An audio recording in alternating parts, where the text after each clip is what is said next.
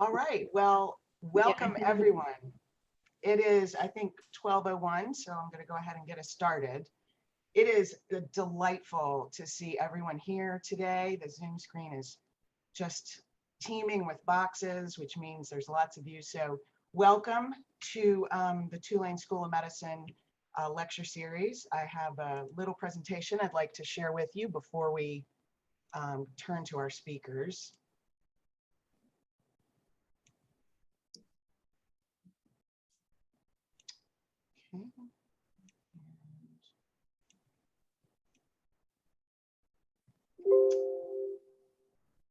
Okay, can you guys see my screen?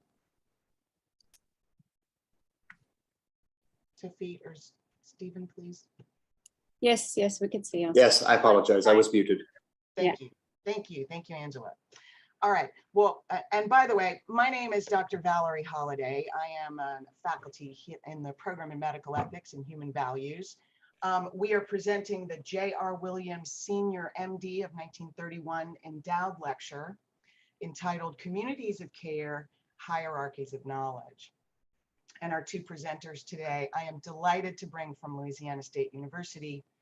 First, Dr. Elsie Michie, Associate Dean in the College of Humanities and Social Sciences and Professor of English at LSU, and Dr. Deborah Goldgaber, Director of the LSU Ethics Institute and Associate Professor of Philosophy and Women's and Gender and Sexuality Studies, also at Louisiana State. The J.R. Williams Senior MD 1931 Endowed Lecture Fund was initiated in the fall of 2013. This endowment supports lectures on spirituality and health at Tulane University School of Medicine. We focus on the art of creating compassionate and trusting relationships between the patient and the doctor. The series honors the legacy of Dr. J. Richard Williams, MD, a Tulane University graduate, who was a well-known and well-loved internist and oncologist in Selma, Alabama. Dr. Williams loved medicine and was the kind of doctor who would do anything for his patient, with an interest in the impact of spirituality on health, particularly on the positive impact of spirituality on the well-being and continued health of those who have suffered the loss of a loved one. We are, our Master's in Science program in Bioethics and Medical Humanities is our co-sponsors. We are on the web at tulane.edu/bioethics. And we're also on YouTube. Just do a search for Tulane Bioethics. For information, please see our information session at bit.ly/2MMU3UX. We also have a QR code there if you can whip out your phone and scan it really fast. Our curriculum in this program has two tracks. The bioethics track focuses on teaching, research, and service through hospital ethics committee and institutional review board service, teaching in all healthcare settings, and conducting normative and empirical research in healthcare ethics issues. Our medical humanities track focuses on teaching or research on those aspects of narrative reflective writing, fine arts, and history as applied to healthcare. We have a 2-year Master's of Science program. We have an integrated dual degree 4-year program that works concomitantly with the MD curriculum. And we also have a flexible faculty development option for mid-career professionals. If you're interested, we have Dr. Jafit Ofengenden is actually here today with us, and also Dr. Stephen Hansen, the director of the Graduate Studies program, and Dr. Ofengenden is the program coordinator. You're welcome to contact them for further information. Okay. All right. Well, without further ado, Dr. Michie is Associate Dean in the College of Humanities and Social Sciences. She is also a professor of English, an expert in the Victorian novel. She writes literary criticism that is informed by feminist theory. Her work has appeared in such journals as Publications of the Modern Language Association, English Literary History, Novel, Victorian Studies, and 19th Century Literature, among other venues. She has edited or co-edited 3 essay collections and 2 book manuscripts, and written 2 single-authored books, Outside the Pale, Cultural Exclusion, Gender Difference, and the Victorian Woman Writer in 1993, and The Vulgar Question of Money, Heiresses, Materialism, and the Novel of Manners from Jane Austen to Henry James, published in 2011. And our second speaker, Dr. Deborah Goldgaber, is Associate Professor of Philosophy with an appointment in Women's, Gender, and Sexuality Studies. She's the Director of the Ethics Institute, and her areas of expertise include contemporary French philosophy, feminist philosophy, and social epistemology. Without further ado, I am going to turn it over to Dr. Michie to begin her talk, Communities of Care. So thank you all for coming. I'm really pleased to be talking with you. This is an issue in feminist theory that I think is really fascinating and important. I'm not going to do PowerPoints because I'm old-fashioned. So I'm going to read my talk as I would do if I were in your physical presence. I put my email address online, and I also have sent a copy of my paper to Dr. Holliday. So if you want a copy complete with works cited, you can get copies from either one of us. All right, here goes. And I'm looking forward also, I should say, to questions afterwards. Communities of care. Care ethics is not a claim about women's essential nature or about women's universal oppression. It is not an exhortation for us all to care more or to be more caring. Care ethics is a critical feminist theory that seeks to reveal the different forms of power that keep the values and activities of care hidden from public view, and to demonstrate the devastating effects that ensue when care is consistently devalued, sidelined, and subordinated. That's from Fiona Robinson's Care Ethics, Political Thinking, and the Future of Feminism. I want to begin by rehearsing the famous section of Carol Gilligan's In a Different Voice, which some of you may have read in your feminist theory and practice in medicine class. And if you haven't taken it, I encourage you to take it. There, Gilligan analyzes a 6th grade boys and girls' differing responses to the Kohlberg morality test. In that test, participants were asked to consider whether it would be moral for a man named Heinz to steal a drug he cannot afford in order to save his wife's life. The 11-year-old boy, Jake, immediately judges that Heinz should steal the drug. And the boy's reasoning is clear, quote, "A human life is worth more than money. And if the druggist only makes $1,000, he is going to live. But if Heinz doesn't steal the drug, his wife is going to die." The girl, Amy, responds to the hypothetical moral dilemma with less absoluteness. She doesn't think that Heinz should steal the drug because, quote, "There are other ways besides stealing it, like if he could borrow money or make a loan. If he stole the drug, he might save his wife then, but if he did, he might have to go to jail and his wife might get sicker again." Amy's judgment is grounded in the belief that, quote, "if somebody has something that would keep somebody alive, then it's not right to give it, then it's not right not to give it to them." She is confident that if Heinz and the druggist had talked it out long enough, they could reach something besides stealing. In analyzing the incident, Gilligan refuses to endorse Kohlberg's conclusion that the boy's moral development is higher than the girl's. Instead, for Gilligan, Amy's view represents a different form of morality, one that, quote, "sees a world comprised of relationships rather than of people standing alone, a world that coheres through human connection rather than through systems of rules." Written in 1982, Gilligan's refusal and reassessment of Kohlberg's assumptions about moral development spawned a whole intellectual movement that is still vital and growing in the present moment, almost 40 years after she first published her book. In the brief talk that follows, I will give an overview of that philosophical movement, the ethics of care, an approach that is, I argue, particularly important for those of us like teachers and medical professionals whose work is defined as centering on care. Gilligan's contemporary, the educational theorist Nell Noddings, came to the same conclusion as Gilligan, arguing that, quote, "ethics, the philosophical study of morality has concentrated for the most part on moral reasoning. For Noddings and for other feminists of the period, moral reasoning was implicitly gendered masculine, and its opposite feminine.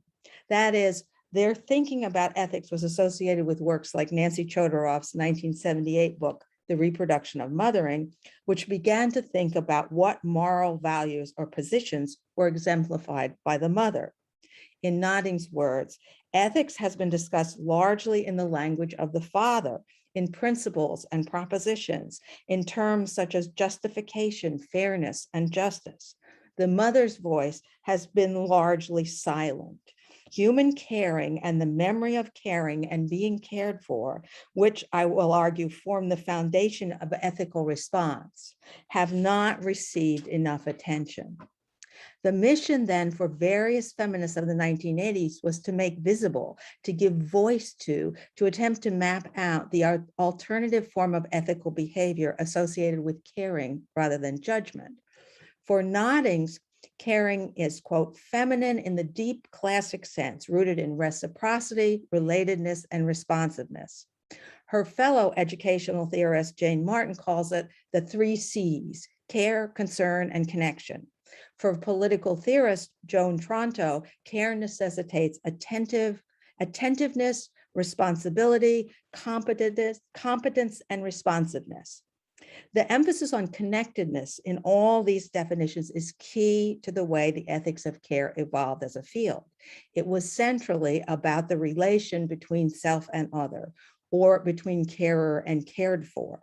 In Nodding's words, when I look at and think about how I am when I care, I realize that there is invariably this displacement of interest from my own reality to the reality of the other.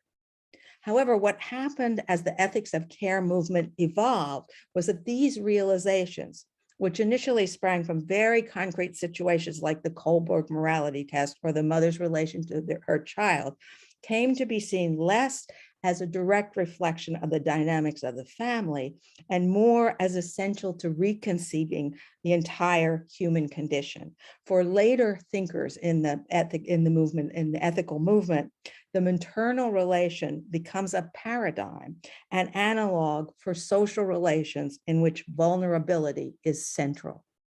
This shift in thinking is particularly clear in the work of Virginia Held and Eva Kittay, both of whom began to revise and expand the terms for thinking about care in the 1990s.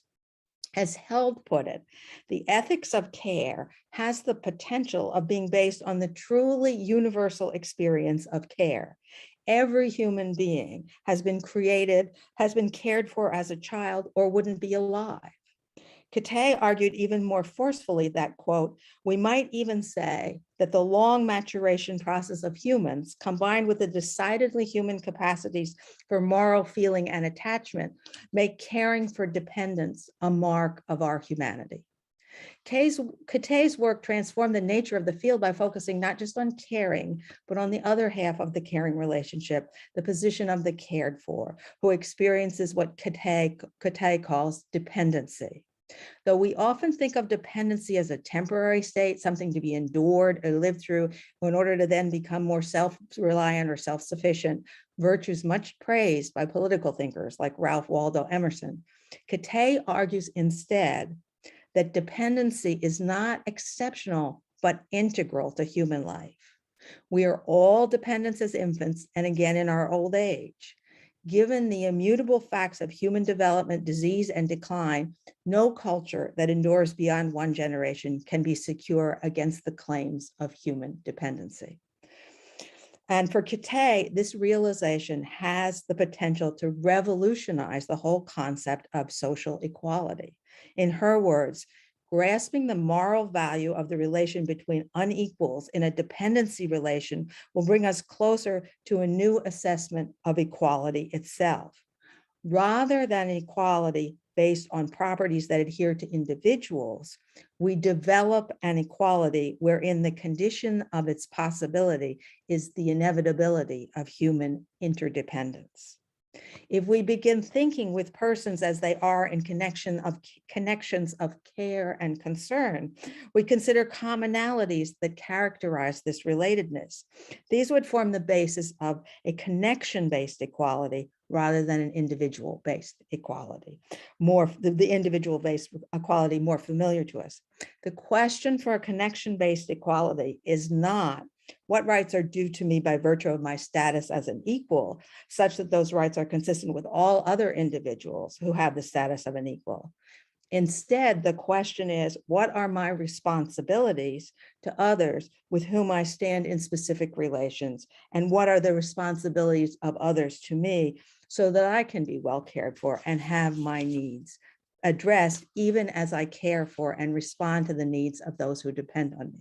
Thus, for Kate, the caring relationship involves not only the carer and the cared for, but also a larger social system, a group of individuals that she calls a dulia, who will also give care workers the support they need to do their jobs well. Almost 20 years after the publication of In a Different Voice, Kate's Love's Labors provides a full explanation of the political and social implications of the logic that 11-year-old Amy automatically practiced when she was presented with the moral dilemma of Heinz, his dying wife, and the pharmacist. In her 2021 book, Communities of Care, Talia Schaffer has argued that, quote, classical liberal thought relies on the assumption that people are liberal individuals in the marketplace, independent, autonomous, and rational, able to make rational choices in everything from market behavior to votes. This is, of course, the worldview that, as his response to Heinz's moral dilemma shows, the 6th grade boy Jay has already internalized and mastered at 11 years old. And this mastery leads him to be assessed as having developed the capacity for moral judgment appropriate for his grade level. But what if, as feminist theorists of ethics like Noddings, Held, and Kate have argued since the 1980s, we view Amy as taking a different but equally important moral stance? What if we see caring relationships as stronger than rational contracts? What if, in Kate's words, care bonds make civic order and civic friendship possible? Then the ethics of care, built out of concern and mutual responsiveness, can provide a model for rethinking social interaction and moral values in both the personal and wider social arenas.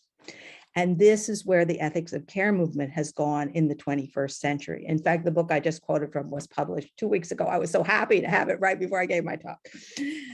As professor of public policy and leadership at the University of Houston, Daniel Engster puts it in writing about care, ethics, and politics. Because human beings universally depend on one another for care, we all have moral obligations to care for others in need. While we can fulfill some of our obligations to others through personal caring relationships, we can fulfill many others only through collective caring institutions and policies. Our moral obligation to care for others thus generate collective responsibilities to organize our political, economic, international, and cultural institutions, at least in part, to support caring practices and care for individuals in need. This is the moment in which the ethics of care begins to be about communities of care, and in which that philosophy intersects with and builds on work about community that comes out of disability studies, queer theory, intersectionality theory, critical race theory, and so many other disciplines. It is also, I would argue, the space in which you all will make your professional lives. That space will necessitate thinking about caring and dependency, power and vulnerability, and the interconnectedness of all individuals. It will mean, as Noddings argue, that you will repeatedly be asked to displace interest from your own life onto the lives of others.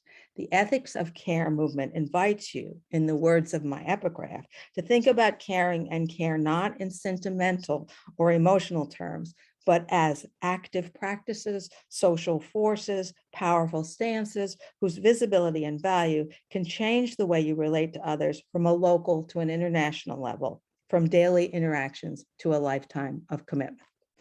Thank you. Thank you so much. Yes, we're going to give you the Thank you. Thank you so much. I should have said this before you started speaking, Dr. Michi, but What I'm gonna do is, if you have questions or comments or things you would like a speaker to elaborate on, we're gonna have a period of question and answer at the end. Please write your question in the chat, and we will be sure to address it after Dr. Goldgaber's talk. So without further ado, thank you so much, Dr. Michi. That was awesome. And now we turn to Dr. Goldgaber for hierarchies of knowledge.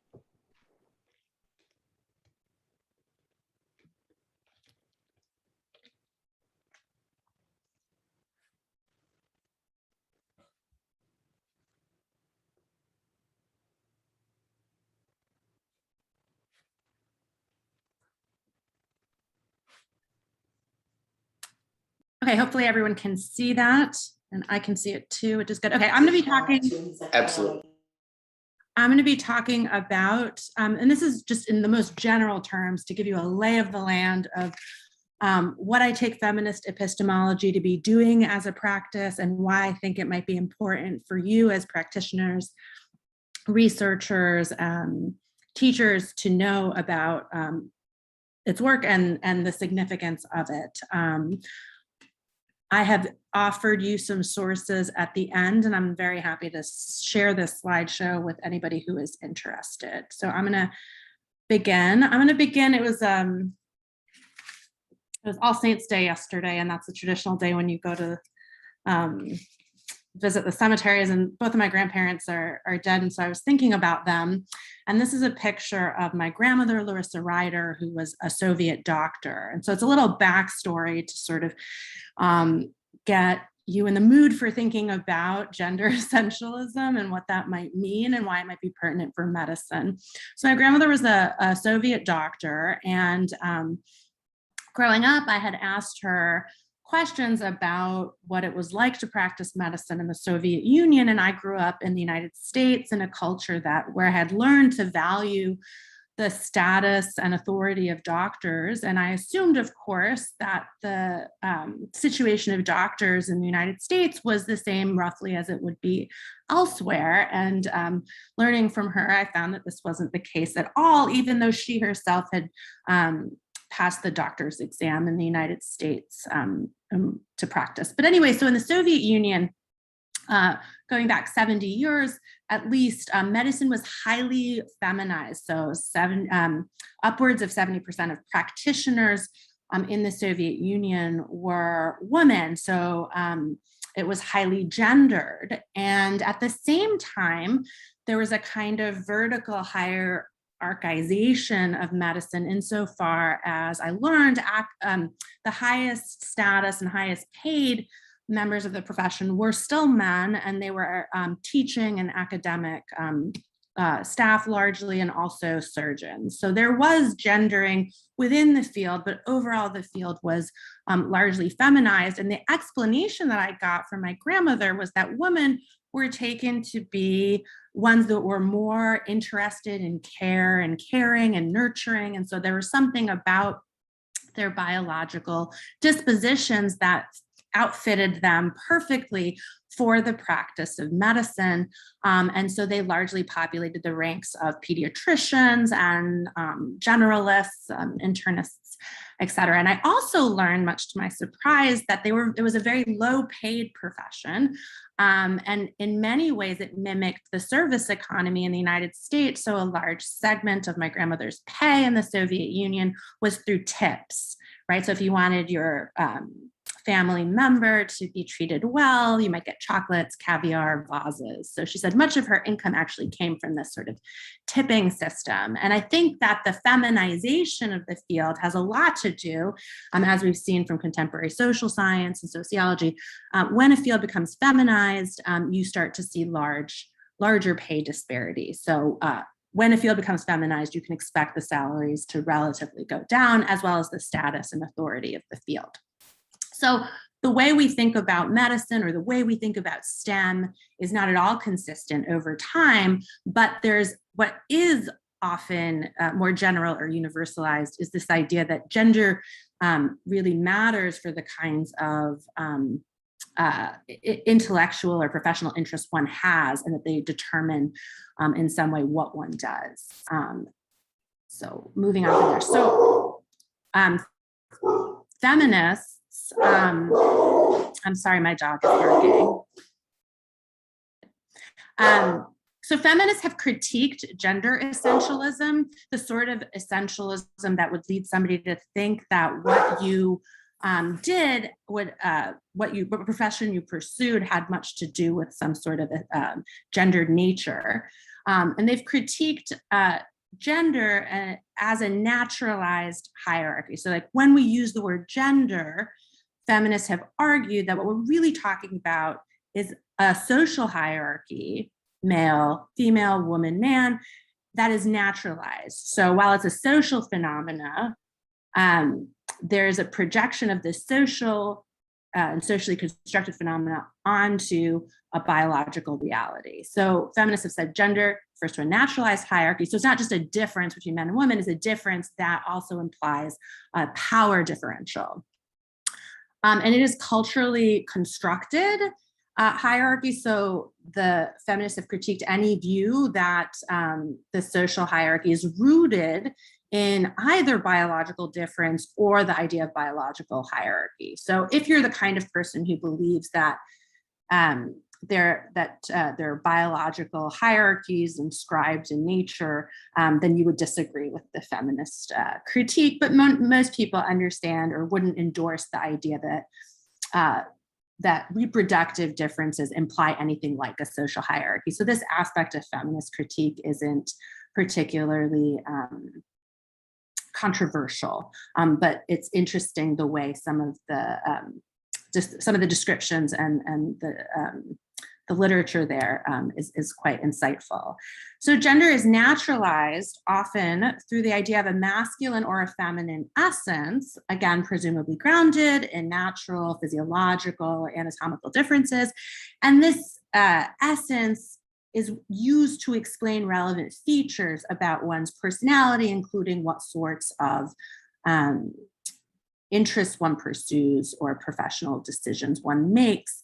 And so when Dr. Mishi was talking about care ethics, the first thing she did was caution us to not understand care ethics, which is elaborated, articulated, and explored in feminist theory, as she cautioned us to not give that an essentialist read. In other words, feminists aren't interested in care ethics because we're the caring sort. Women are essentially caring and men are not.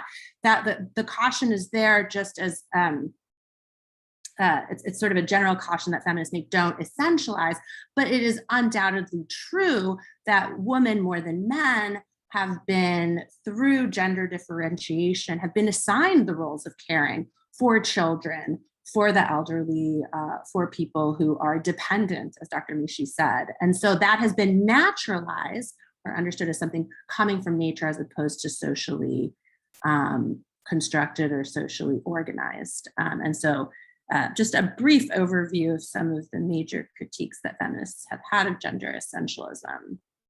My talk is really about thinking about the epistemic effects of gender essentialism. So again, if gender essentialism is just that view that there's some sort of feminine or masculine nature that can explain differences in the world, including pay differentials, status differentials, or just simply like splitting of professions, I want to look at the epistemic effects. So epistemic in general just refers to knowledge. Epistemology is the study of knowledge, and epistemic effects are just effects that gender essentialism, beliefs about gender being natural, have on knowledge. And I'm going to look at 3 different areas in which these epistemic effects have been theorized to occur. I'm going to look at the idea of epistemic or testimonial injustice as it's been introduced by some relatively recent work in feminist theory.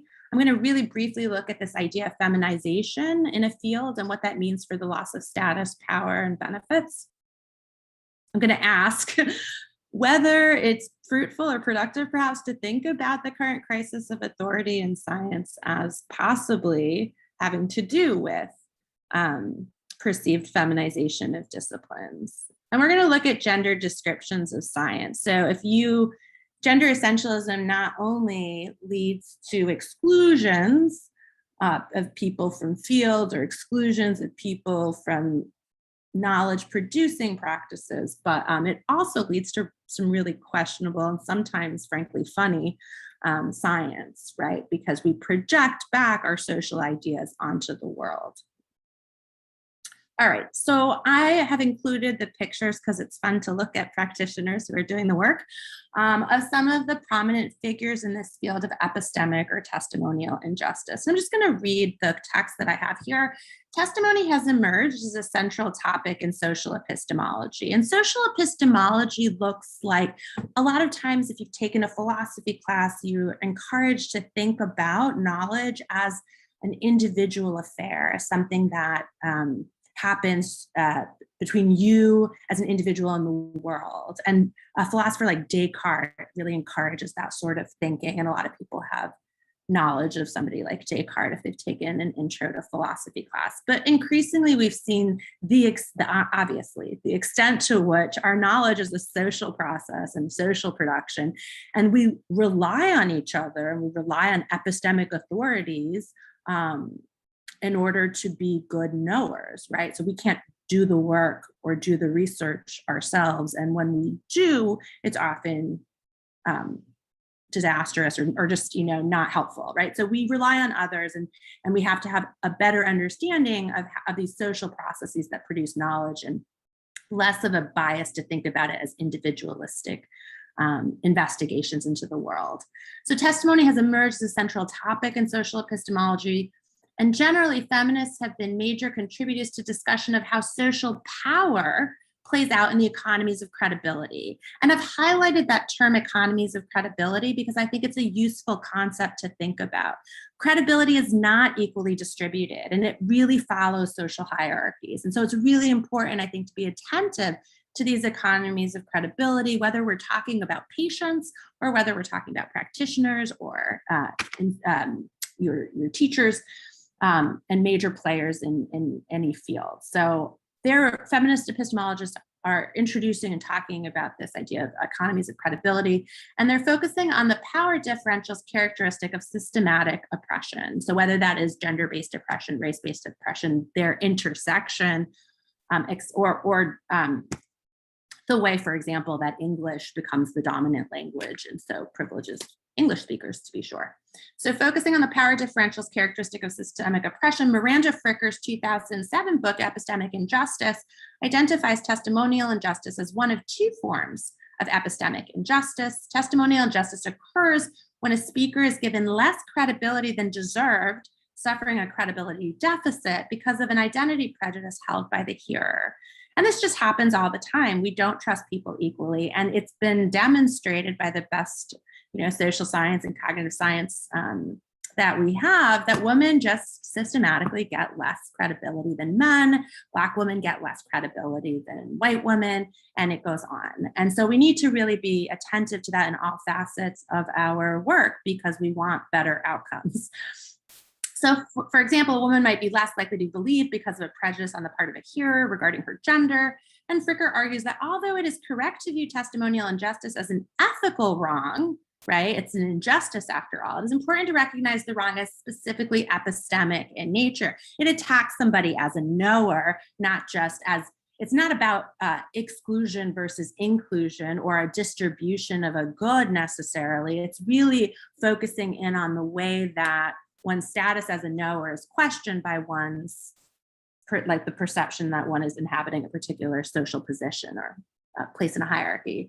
Fricker focuses on individual agents, much like a Cartesian subject might. Kristen Dodson in the center and Elizabeth Anderson argue for the need to develop large-scale structural remedies in order to fully correct for the systemic biases that result in testimonial injustice. And so really, one has to look in one's field and try to identify where these instances occur and how to overcome them. And that's, that kind of embedded situational work has to be done in like the specific context when it arises. This is a horrible slide, so please forgive me. I wanted just to give you an example of an epistemic injustice that affects a lot of us as academics or teachers. So we give our students evaluations, and those evaluations to some extent impact our compensation and our perception of success in the field. And so this happens without any modification by the vast literature at this point that says that there's a huge gender bias and to less extent a racial bias in student evaluations. And what I mean by that is that both women of color and white women are relatively more disadvantaged than all men, according to this research. And so these are examples of charts that are taken from a website, Rate My Professor. And for example, the one in the top right, the orange is the men, the blue is the woman, and it's just tracking the amount of times the word genius has been said of a professor. And you can see that genius gap. So women are more likely to be identified when as helpful, as they're more likely to be identified as bossy, right? And men are more likely to be identified as geniuses. And there's an overall tendency to view, so for a student, they'll experience their lack of understanding. When it's a male instructor, they're more likely to experience their lack of understanding as a personal problem. And they're more likely to attribute fault to the instructor for their lack of understanding when it's a woman. So there's huge gender disparities that have been demonstrated in these, and yet we are constantly, every time I apply for a job or do a performance evaluation, here I am submitting my student evaluations. So there really isn't any acknowledgement of just how impactful this sort of epistemic injustice is. Another version of epistemic injustice that I like is, it's called dismissive psychologizing, and we're all familiar with it. So if somebody, if your boss, let's say, is a woman and they express anger or discontent with your job, dismissive psychologizing says, oh, well, she's just PMSing. That's a classic example.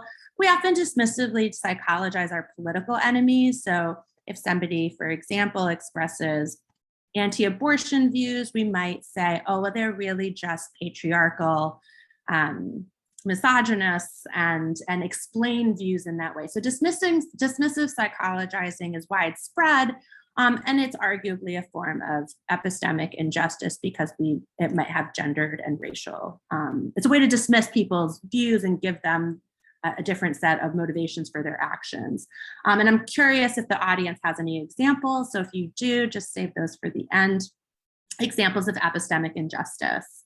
Hermeneutical injustice is another dimension of epistemic injustice, a problem that feminist inquiry itself tries to solve by providing the concepts and interpretive frameworks to understand the world. So feminist inquiry is actually actively trying to intervene in this idea of hermeneutical injustice by providing us with the conceptual tools. So Fricker also discusses a second and related form of epistemic injustice, which is hermeneutical injustice.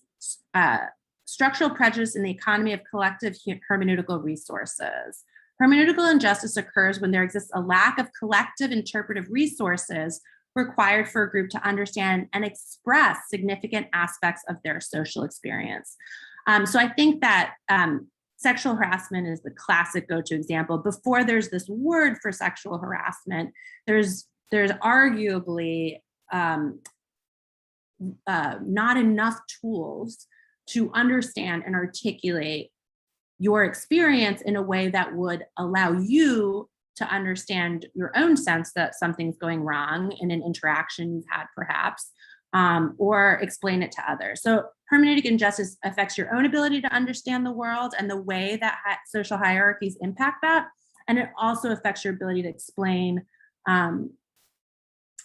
what's going on to other people. And so feminist inquiry, I think, really tries to provide the concepts, the rationale, and the interpretive frameworks to do that. Okay, so feminization is something that happens. It's to disciplines and entire fields. So coding was feminized when computer coding was feminized when it first arrived, and the description of the field sort of matched this essentialization of gender. Coding was described as mechanical, as detail-oriented, requiring patience, all of the womanly virtues. And then as soon as coding becomes masculinized, all of a sudden the description of the process and the work becomes completely different, implying supposedly gender essential features like logic, analysis, and genius creativity. So feminization affects how the field is described, and it also has a tremendous effect on the status and power of the field. And a number of times I've had practitioners in STEM tell me that the more that there's like this, biology is now majority woman, there's a bunch of STEM fields that are actually doing quite well in terms of equality and equity in the field. And they're concerned that just at the moment that women gain access to the power and authority of science is precisely the moment when scientific authority is on the wane, along with funding and other social rewards. So something to really be concerned about. I'm also curious to hear from audience about how this sort of issue might play out in medicine and subspecialties and in perceived differentials in status. My favorite example of how gender essentialism plays out is how it gets projected back into our descriptions of the world. And nobody does this, nobody recently has done this as well. I think it's Sarah Richardson in her book, Sexing the X. And it's and she talks about how chromosomes became identified as the sex chromosome, and the Y became identified with men and the X with women. And the smaller chromosome is the Y chromosome on the right. And she points out the way that descriptions of the chromosome take on gendered qualities, with the Y being small but rambunctious and the X being large and passive and welcoming, all these kinds of gendered language. And this is an interview excerpt from Sarah Richardson. And she suggests that the whole field of chromosomal science or genetics has become so bogged down with gender essentialist sort of concepts that it should be, or we might consider abandoning the term sex chromosome altogether because it is so distorting. And so here in this interview, I'll just read a little bit. There's just what this interview material suggests is just that we project our ideas about masculinity and femininity onto the actual chromosomes where it has no place. And again, that's another version of naturalizing social hierarchies. The term has led us into the wormhole of thinking of the X as the female chromosome and the Y as the male chromosome, which is totally distorting to the science and the reality. The X and Y have become little representatives of male and female at the genomic level. And that's perpetuated a really strongly binary way of thinking about maleness and femaleness that is both empirically wrong and has misled scientists in a number of episodes, which is really reads like bloopers in the 20th century. So Richardson writes, on the theories of sex determinations in the 1980s, it was believed that scientists would find a single gene on the chromosome and that could be christened the sex determining gene. And critiques of that male-centric model by all sorts of people, including openly feminist identified scientists and gender analysts of science, really transformed the field. It caused scientists to ask tough questions about their model. And now there's a significant effort underway to look at genes all across the genome as playing into reproductive differences and how those emerge and how they matter. So just a real, just an example of how work in feminist theory, even in the humanities, in the social sciences, really impacts scientific practice in the most in important and basic ways.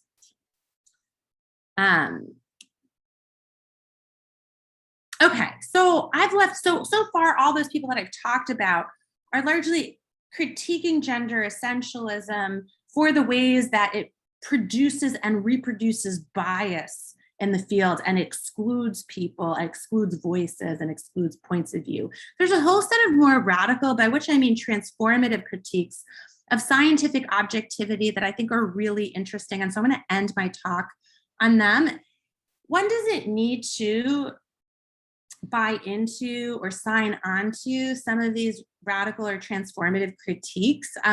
there's plenty of work to be done in the areas that I've already outlined. But if you're the sort of person that really thinks, as I do, that there's deeper problems in terms of power and exclusion in science that require more radical analyses and transformations, some of this material might be more interesting to you. So some of the most interesting and radical work in feminist epistemology emerges with a critique of the notion of scientific objectivity itself.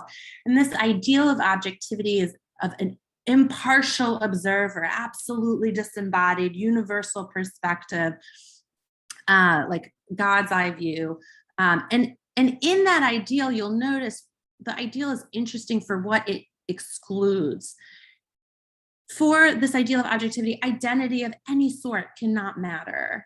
The situation that you're in, your own particular past or background doesn't matter. Politics of any sort don't matter.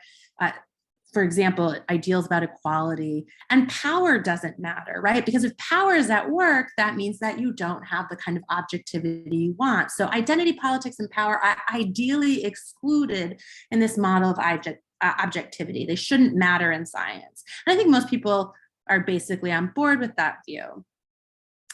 For the feminists that I'm talking about, they say it's precisely these things that really ought to matter. And so we need to have a different understanding of what objectivity consists in that gives some sort of positive role to difference, that acknowledges that power is real, right? And that it's at work. There's no innocent or completely innocent science, right? Science is always interested. It's a huge part of our economy. There's a lot of moneyed interests involved. So this idea of an innocent knowledge is one that they really go after. And I'm thinking of thinkers like Donna Haraway and Harding and Nancy Harstock. So anti-essentialism, according to them, has often been a critique of various forms of gender bias in science, but the critique of this critique is that it leaves this ideal of this objective, power-free knowledge intact and always acts as if hierarchy is some sort of aberration. So some feminists have argued that the idea of basically and fundamentally innocent science or objectivity, a science innocent of power, innocent of domination, is really a subterfuge. It allows for power to sort of continue on in the forms that it has unchecked. And so what they're really calling for is not like no science, we're going to go do like, rituals in the woods instead of doing science, not at all. They want to acknowledge the myth of neutral science or impartial and powerless discourses, but not in order to escape into relativism or irresponsibility, but really to think what a successor science to our science, which might be a legacy science, what it might look like, what might it be to have better and stronger objectivity.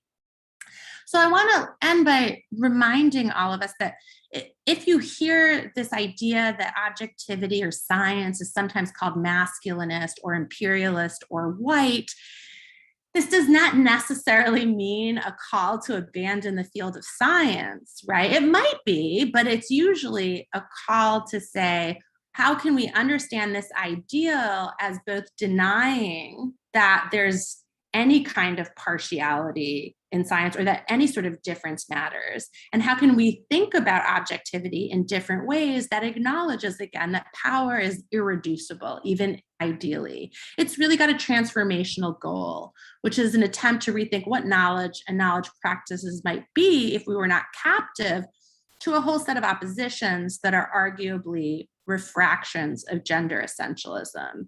And here's what I mean by that.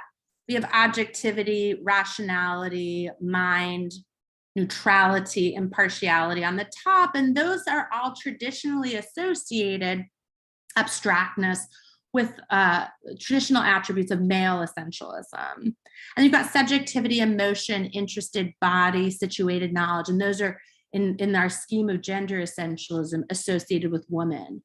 And what these more radical transformational thinkers are trying to do is saying, is there any way to break out of this cage of gender essentialism? And they're trying to see the ways in which how we think about objectivity is still a product of gender essentialism. So the idea isn't to like move into relativism or subjectivity. The idea is to transcend these kinds of oppositions and the framework they entail. I've included here some useful further reading and sources, which I'm happy to provide you if you email me or email any of the organizers. And then please email me if you have any questions. Thank you so much for your attention.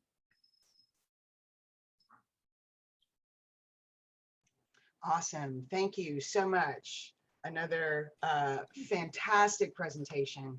Thank you so much for that. We have 9 minutes, and so there are a couple of questions in the chat. I'm going to go ahead and I'm going to direct them to both of you, and you guys can sort of decide who you think should respond. From E.M. Marone, what do you see as the relationship between care ethics and virtue ethics? For instance, distinct theories, care ethics as a type of virtue ethics. Is it compatible or incompatible? You want to talk, Debbie, or I can talk? I mean, Go ahead. okay. I mean, is he allowed to talk? Can I talk with him? Sure, sure. Yes. Okay. So can you tell me what you're thinking about when you're thinking about virtue ethics? Ian, is that right? Yeah. So, EM, sorry. It's okay. I'm like, oh, it's a girl. In previous classes, when we've discussed the sort of female or feminist approach to bioethics through care ethics, it's been related to virtue ethics because it's centered on relationships and kind of exercising certain values or certain virtues in relationships. And so I was kind of wondering what your opinion on that relationship was. It's okay if it's not something that's I mean, I come at it from a different perspective because of being an English professor, but my sense is, EM, that what's really interesting to me about the care ethics is how much it wants to talk about dependency and vulnerability. And that seems to me a little different from virtue ethics in terms of what you're talking about, right? And I think my talk and Debbie's actually dovetailed beautifully, because I think they're both about like thinking in two ways about, the sort of justice model and then some alternative model, right? And as I said, I mean, what I find really fascinating about the ethics of care is the way in which it actually goes into exploring this sense of that if we made dependency primary, right? That if we recognize that dependency is something that we all have and experience, that it would change the nature of the way we think about things. So for me, it's that dependency issue.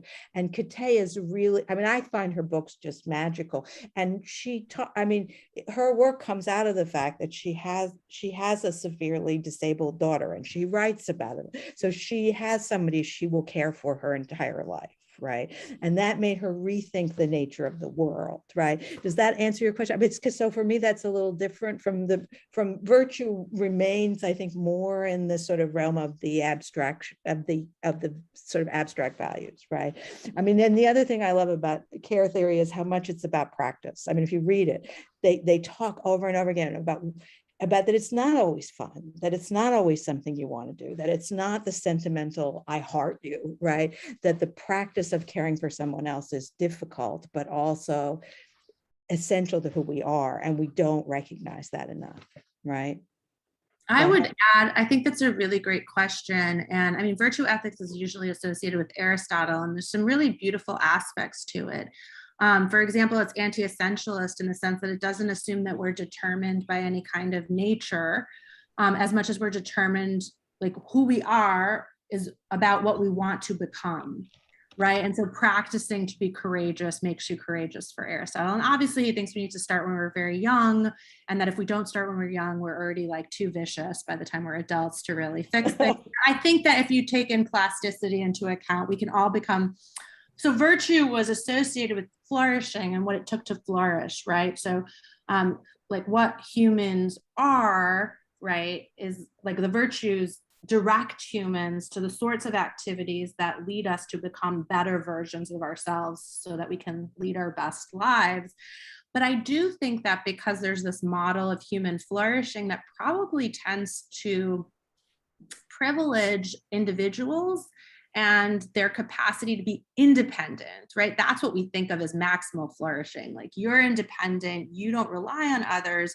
Maybe you're magnanimous, maybe you're empathetic, all those things, but we're really going for this idea of this independent, flourishing agent. And dependency is usually seen as something that is the absence of like flourishing. And the Right. people who care for those who are dependent are seen as wasting their lives or their talents, or, you know, that would otherwise be well mobilized for more productive aims. And so it really, I think that it's not in any way opposed to virtue ethics per se, but like, it's really hard for us culturally, I think, to value dependency. And that's also like gender essentialism. Well, and I think the word virtue is the same root as the Latin word for man, right? Virile, vir is in virtue, right? Yeah, power. Mhm. Yeah, yeah. So for me, it's almost like virtue is about uprightness, right? And all of that, and self-reliance and all those kinds of things. And there's another realm that we can explore that's a space up where one is virtuous and moral, but in a very different way, right? Okay, thank you. Thank you for those responses. I think I think dependency could be, I can stick a sign in my front yard that it's a virtue. You know, maybe we could use it for dependency. We have time for one more comment. And so we've got one from Carol Gerson. I think this is directed to you, Dr. Goldgaber. It's an example of dismissive psychologizing that you had asked for. So let's close with this one. A young, brilliant ear doctor had 4 papers to present at the national meeting. Outside the lecture hall, she heard a very senior and highly respected male professor say, quote, "Did you see that this woman had 4 papers accepted for this meeting? I wonder who she slept with to get all of them on the program," end quote. And she wouldn't allow the highly offended women she told about this to confront the man because he could impair her career because of his power in the field. Could you respond to that? Yeah, I mean, it's not just an example of dismissive psychologizing. It's an example of just of epistemic dismissal, right? So it's like, here's an example of how that like functionally works. But it's true. It's like planting this idea that what's really going on with the person is that they're achieving what they have through, and it calls the attention back to gender. Like, so it's an example of sexual harassment, because sexual harassment is that thing which makes you conscious of gender and then the gender hierarchy at the very moment that you need to perform or do something. And so in a sense, need to escape your gender to be taken seriously as an agent and a knower, right? So it's this undermining somebody's credibility. It's undermining their status as a knower. And this person is doing it, whether consciously or not, in order to keep that economy of credibility right? So that such that it mirrors the social hierarchies that we're trying to get past. So I mean, the example is just so rich with like everything that goes wrong, and you really hope that, like, you know, eventually these people that are policing that economy of credibility will retire or you know, go away. But I mean, that remains to be seen. Okay, thank you so much for that. We have tons of comments coming into the chat. So if you guys would like to reach out to either of these scholars, they are happy to have you do so. And we can, if you can, I think that they have posted their emails in the chat. And if anybody needs that contact info, let us know. We will be offering Feminist Theory and Practice in Medicine in the spring of 2022. We are delighted to say. So hopefully some of you will consider taking that course. All of the matters and topics that were discussed today will be very much a part of our course in the spring. It has been a pleasure to have everybody. Thank you so much for joining us, and see you next time.